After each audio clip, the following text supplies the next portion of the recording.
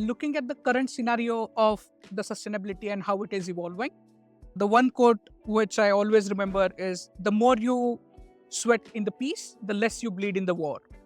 That's a completely risky mindset to think that there is still time and I'm just a small player and these guidelines do not apply to me. I'm Dr. Pratik Gholkar. I did my PhD in sustainability life cycle assessment for renewable hydrogen production. It was sponsored by JSW. They wanted to have a vision for the future furnace, which is heated using hydrogen. So I pursued my PhD in Indian Institute of Technology, Bombay, and Monash University, Australia. So before Ecochain, I have worked with multiple Fortune 500 companies, but there was this advertisement for leading the knowledge group. And being a PhD researcher, knowledge is something which I crave for. I saw this role as an opportunity to drive some initiatives and to lead a group where we can drive new horizons in LCA, look for some new opportunities. And then I appeared for this interview to join Ecochain. Looking at the current scenario of the sustainability and how it is evolving, the one quote which I always remember is the more you sweat in the peace, the less you bleed in the war. What it actually translates to in the domain of sustainability is it's a time for peace because there is a delay because of omnibus package in the compliance to CSRD, but that does not mean CSRD is dead. It's a time for small companies to prepare themselves for something big that is coming up. And big companies are going to ask them about their suppliers, about their scope 3 emissions. This is the time for these companies to prepare for their carbon footprint calculations. CSRD and Omnibus are the two buzzing words in the domain of sustainability recently. CSRD is been a buzzing word since past 2 or 3 years. Omnibus is a recent package which is released by EU to support small industries, which slightly delays the compliance towards CSRD reporting. But Omnibus package also focuses on the recommendations by Dargi.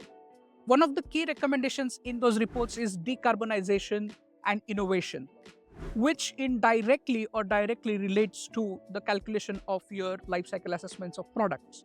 So it is indeed important to remember, although Omnibus is there, we have to focus on life cycle assessments of our products. That's a completely risky mindset to think that there is still time and I'm just a small player and these guidelines do not apply to me. Why I say this is because for now, you can think as you are a small entity, but soon the companies which you supply your products to will start requesting life cycle assessments or product carbon footprints of your product because they are still regulated by CSRD guidelines and you should be prepared. If you are not prepared for that, either they will drop you from their suppliers or you will have to rush it with some wrong data, assumptions and calculations, and there will be no time for it. But despite the delays, the scope 3 requirements are not going to go slow down. There are multiple reasons for it. We have clients like Unilever who are now asking their suppliers to provide the carbon footprints of their supply chain because they are mandated by CSRD guidelines to provide their scope 3 data. So that's why I'm saying the scope 3 data might be delayed but not slowed down because of the drivers of the big companies. Another very important reason for it is in the textiles, they realize that more than 80% of the Gen Z customers are actually going for sustainability choices while buying their textile products. So if you're one of them and you still really think that it is not for me, then you're missing out in the game. There are different industries which are requesting for scope 3 data for carbon or the complete life cycle assessments. For example, in construction, EPDs are becoming mandatory for tendering. So if you are in a construction sector in Netherlands, for example, you have to have your EPDs in place to file for a tender. Same goes in food sectors. Big companies like Unilever, for example, what I mentioned earlier, it's a FMCG company which is asking their suppliers to provide scope 3 data. That's a part of FMCG. Big automobile companies are now moving slowly towards being more sustainable, and they need all the suppliers to give them PCFs. For example, Volvo, they have a commitment to be sustainable or net zero. So they are asking their suppliers to provide them with the data they want in terms of either carbon footprinting or a complete life cycle assessment, depending on the sector they are in. So retailers are actually also requesting this information, but retailers will request this information in slightly different format, something called as DPP. But remember, life cycle assessment is a methodology, and DPP, PCFs, these are the output of it. So LCA serves as a basis, and retailers will also ask them for all of this information too in the future. How does this come into practice of the sales and procurement processes? You see that procurement managers or sales managers are indeed asking you for the PCF data, life cycle assessment data of your products.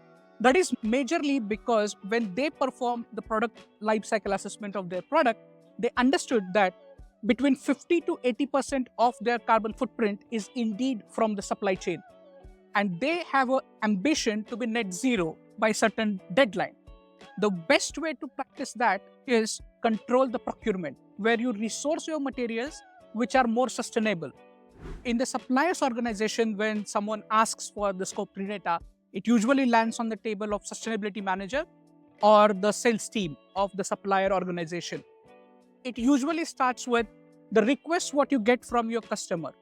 Check what do they want. For example, if you are in a construction company, probably your customers are looking for EPDs. If you are in FMCG companies, your customers might be looking for product carbon footprint.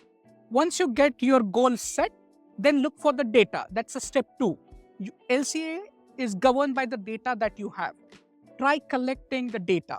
Once you have the data that is required for the life cycle assessment of the product, then there is a third step where you set up an internal committee which can perform the life cycle assessment using various tools that are available in the market.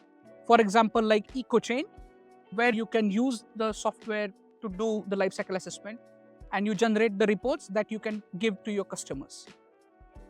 Making the choice of the software is one of the critical steps in performing life cycle assessment. Why someone should choose Ecochain, Mobius or Helix software?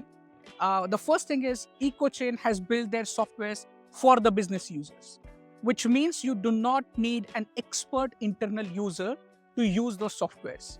Ecochain usually trains you initially and then gives you a complete freedom to perform life cycle assessment of your product. Of course, we are there to handhold you throughout the journey if you need any help. We also offer some experience consultancy to our clients, wherein they can ask us about the niche or the tricky problems in life cycle assessments.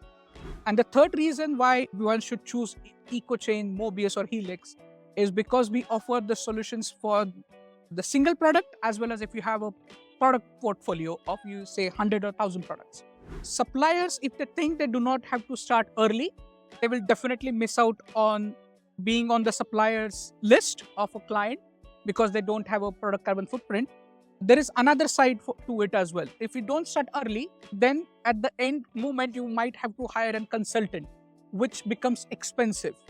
Whereas if you start early with a company like Ecochain, where we can help you out in getting your data correct, fixing the errors in your data, analyzing it up prior before you get it verified by a reviewer. So it is always better to start early. If you look at LCA, there is no scope now to decide if it is early or it is late. We are already late if you consider the global warming and things like that. And if a company thinking that it is early now, I think that's a totally risky mindset. The advantages of looking at LCA is product innovation. So the moment you start investing in LCA, you understand where the hotspots lie in your product that help you to reinvent and re-innovate. That keeps you ahead of the race. For example, there is a carpet company which started investing in a life cycle assessment 10 years back. And now they are ahead of the company when they make the green claims. So that's the advantage what I'm talking about when you invest early in LCA. The one question which I often get or very frequently asked by suppliers is, what one thing we should start with if I want to start my LCA journey right now? I have two advices for them. Choose a product and start small. Taking the first step in LCA is important. Collect the data. Choose that one product which is your highest selling product and start collecting the data. These two steps are the first steps I always advise any company to take. Starting small is the key. We would love to hear from you. How are you handling Scope 3 data requests from your clients and how are you preparing for it?